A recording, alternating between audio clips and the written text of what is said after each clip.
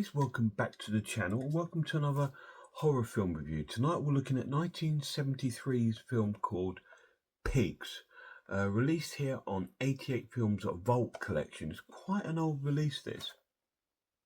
I don't think they even released Vault films even more, but it's got a wonderful cover. Really cool. It doesn't really do the film any sort of justice, thinking it's about this killer pigs, but before we get into it, let's have a actually look at the release itself.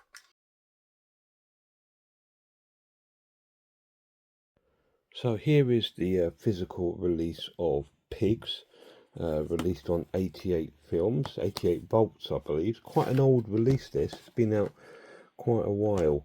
It is on Blu-ray, it comes with the film on Blu-ray and the reversible cover called Daddy's Deadly Darling. And I believe it's got like a, sorry guys, it's one of these old cases. There we go, like a little leaflet sort of booklet with it, giving you a little explanation about the film, which is quite nice and a bit different. And that's what it is. I've bought this second hand, so it's in a little bit tatty, but I kind of think it gives it character. And that is my physical release of Pigs. So it's actually quite a nice release for considering it's quite an old release. It's still really nice. I really like it. But is there any special features?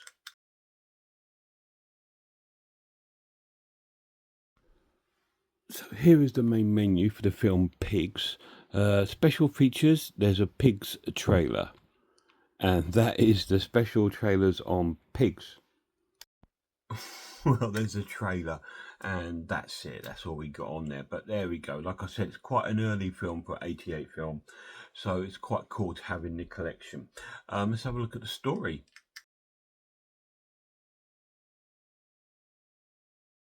So before the Texas Chainsaw Massacre, we had Zambrini and Lynn.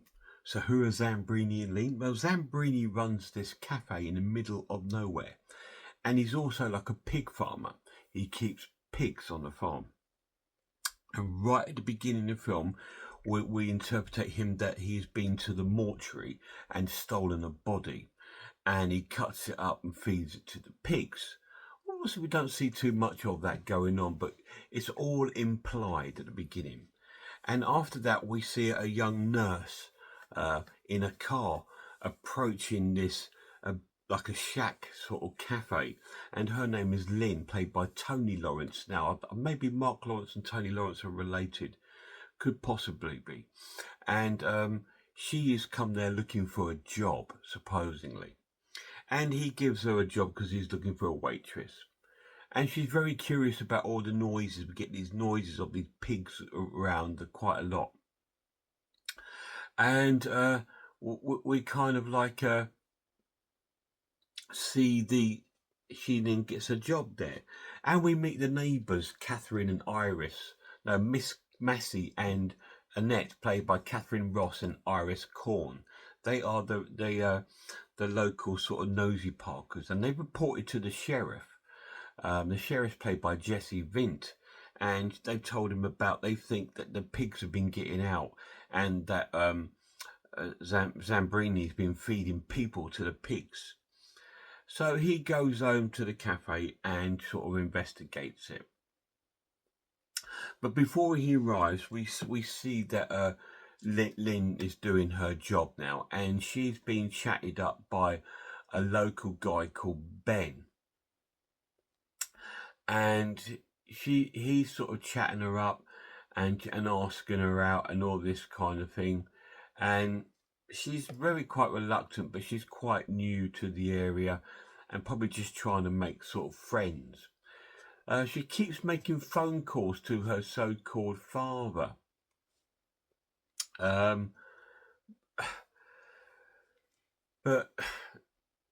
these phone calls seem really weird, and there doesn't seem to be anyone on the other side of the phone.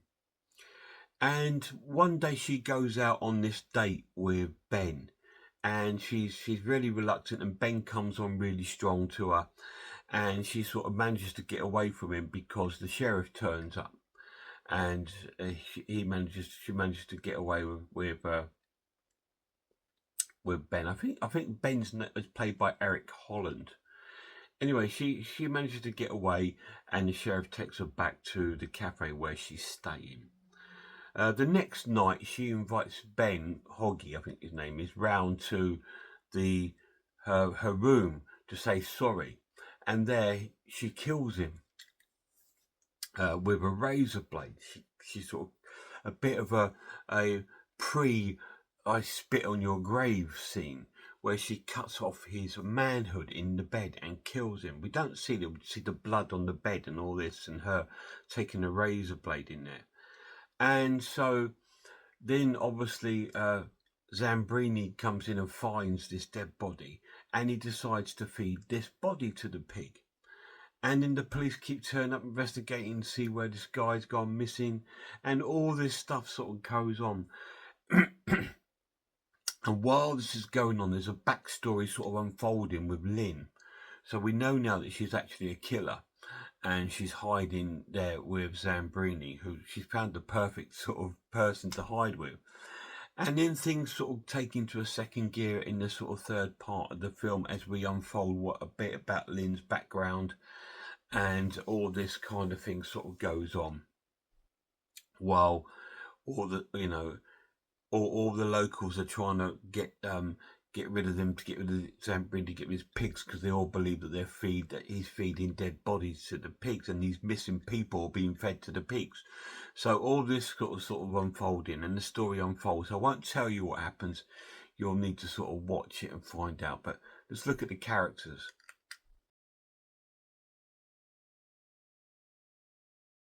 For this kind of low budget kind of exploitation film, it's really acted well.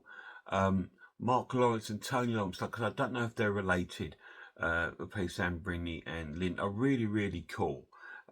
Lynn plays the part out really well as this sort of like loner kind of woman who sort of seems to be lost, and lost her sort of father. I think she sort of explains that her father's walked out on her and her mother, but has he? That unfolds throughout the film. And the sheriff's really cool as well. I really like the sheriff. In fact, all the characters in the film come into their own, because as this film, although it seems quite a normal sort of horror sort of storyline, the characters do have a bit of a build-up throughout the film, and you get to know all of them, and you feel like these are like a local town, local village people, and you sort of like get to know them as the film moves on, and you sort of like want to see, where's this going, because it just seems like a neighborhood of people that are kind of a little bit lost, if you like, and you sort of like get attached to the characters. But it's really cool. So let's get to my final verdict.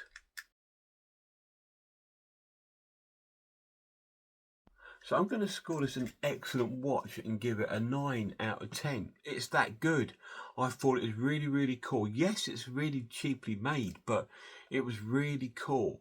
And the fact that the transfer looks quite dirty and grimy, it gives you that Texas Chainsaw Massacre sort of feel. So if you like films like Texas Chainsaw Massacre, the hotel film, I think it's Tobe Hooper film, Eaten Alive, and if you like films like I Drink Your Blood, those sort of early sort of American exploitation kind of dirty films, you will love this. It's along those lines. It is very similar to those sort of films, with bits of like I Spit on Your Grave and all these sort of exploitation films. You can see where they might have got some influence from this film, because this is pre those films, apart from I Drink Your Blood, I think was before this. But anything like Chainsaw Massacre, anything like that, I'm sure you will get something out of this film. It's not as gruesome as those films, but it has indications. And also, if you like the film Deranged, the film about Ed Gein, if you love that, you will love this. It's that sort of, that kind of type of film. And it's really cool, really enjoyed it. The pluses of the edition, for being quite old, and this edition, it does look really haggard and drained and awful, but it looks great for the sense of this type of film. I think it needs to look like that. If it looked clean cut, it just wouldn't work. It would just go by as, you know, as a just another film. But because it does look washed out, I think that adds to the film, and it's a really cool, and it's got great film. And I'll let you know now, there is no animal cruelty in it. There is no pigs get harmed. There is a dog that supposedly gets killed in the film, but you don't see anything. Obviously, it's not a real dog being killed or anything like that. But there's no animal cruelty or any harm comes to the pigs. Just in case you're wondering, I thought, do I want to see this? Because I don't want to see any pigs get harmed, and they didn't. And this is number 3 in the 88 films vault. So that's how quite old this film is. 1972. So I'm out by a year on the film. It's 1972, not 73. Really cool. Pigs. Sort it out if you haven't seen it. Really cool. I'd like to give a massive shout out to my lad. See you soon, guys.